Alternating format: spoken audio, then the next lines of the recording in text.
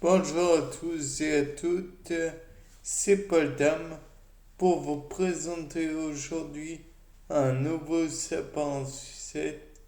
Et aujourd'hui, j'ai envie de parler des piqûres. Vous aimez pas, hein? C'est normal. Pas beaucoup de monde aime ça. Et donc, aujourd'hui, les types d'injections.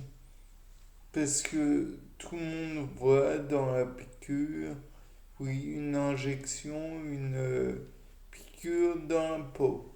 Voilà. Bah, il n'y a pas que ça. Imaginez d'abord que dans la peau, vous pouvez avoir des piqûres intramusculaires, vous pouvez avoir des cathéters, vous pouvez avoir des piqûres intraveineuses, ou plutôt injections intraveineuses. Vous pouvez avoir des piqûres sous-cutanées. Je ne sais pas si les piqûres intradermiques existent. Des piqûres de toutes sortes finalement. Si vous voulez, il existe bon nombre d'effets qui ont besoin comment dire, d'être faits la, dans le sang directement. Donc on utilisera la piqûre intraveineuse.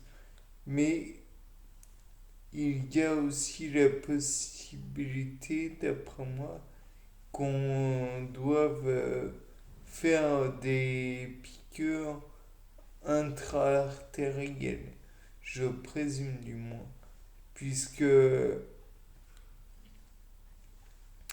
qui dit intra-artériel dit sang, enfin vaisseau qui va du cœur aux organes et non pas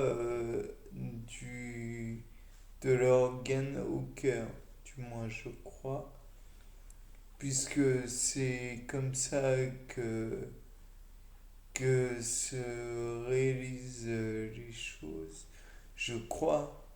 Euh, En plus, les piqûres, les vaisseaux les artères amènent du glucose, du dioxygène pour la plupart.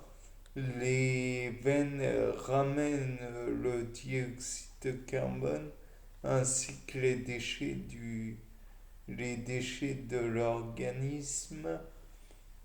Bon, de là on peut dire, et puis d'ailleurs, je disais glucose pour l'artère, mais elle amène tout un tas de, de substances utiles pour l'organisme, tandis que la veine ramène les déchets, globalement, dans la majeure partie des cas.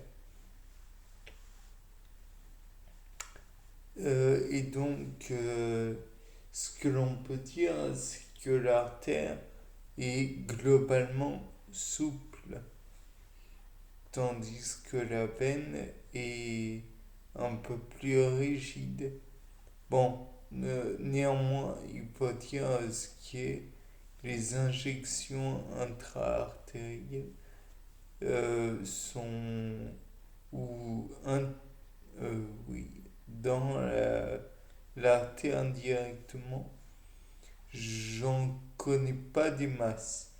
Bon, moi, les corticoïdes m'ont été injectés directement dans les veines. Ou alors, prise buccale, on m'a fait avaler des comprimés en somme. Mais l'avantage de l'injection directement dans les veines, c'est que déjà c'est très rapide.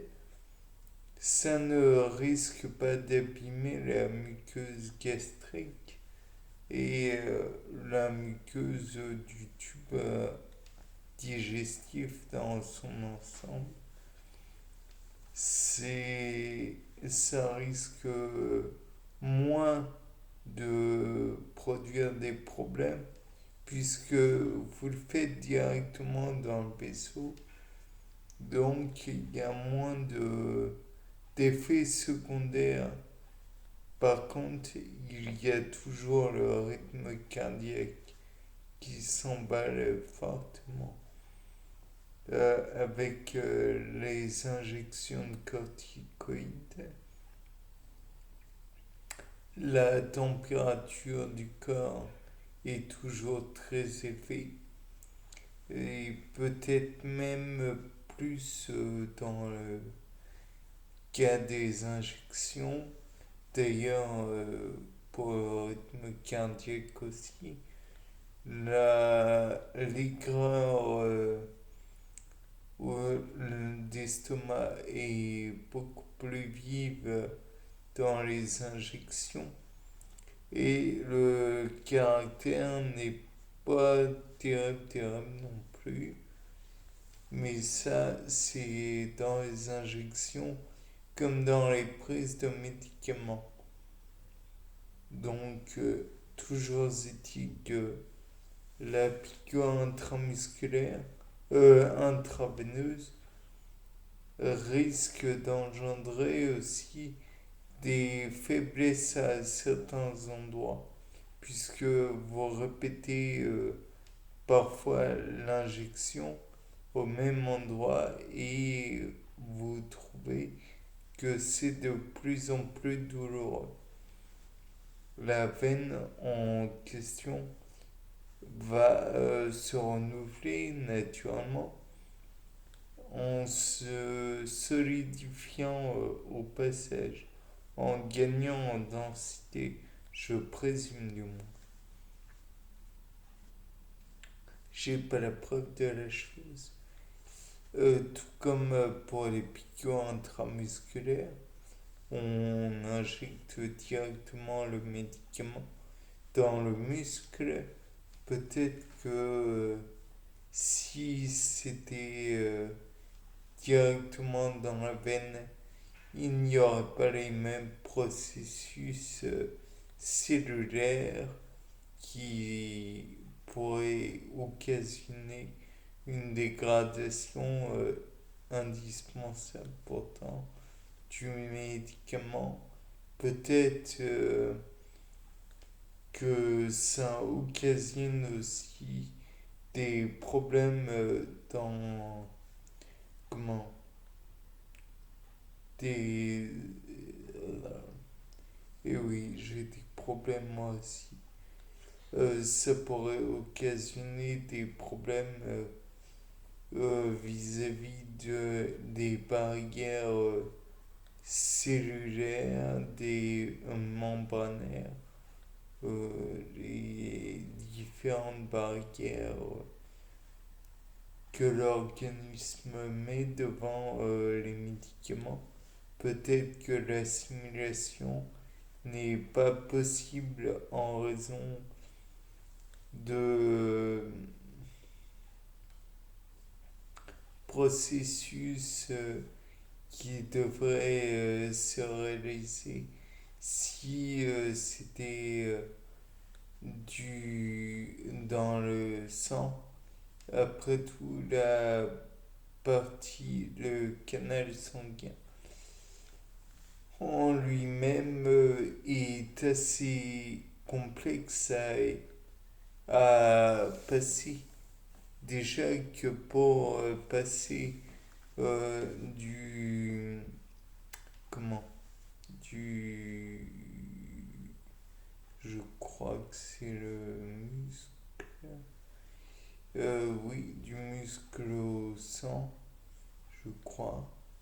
Il faut limite, ou quand on a du pyrovate, j'entends, vos limites faire pomme PEP, pyruvate qui est retransformé en oxaloacétate, puis en malate. Là, en malate, on passe dans le sang, puis on repasse en oxaloacétate et on revient au phosphoénol pyruvate. Oui, c'est un peu ennuyeux, mais bon, c'est comme ça, hein. Et puis, il est préférable d'étudier la chose sous un point de vue enzymologique. Et je pense que pour faire toutes ces fonctions, il faut absolument qu'il y ait des enzymes. Parce que c'est aller à l'encontre même les cycles de la respiration, enfin bref, dans tous les cas de figure, c'est aller à l'encontre. C'est donc difficile. Bien, c'était Paul Dam pour un nouveau Sapin en sucette. Au revoir.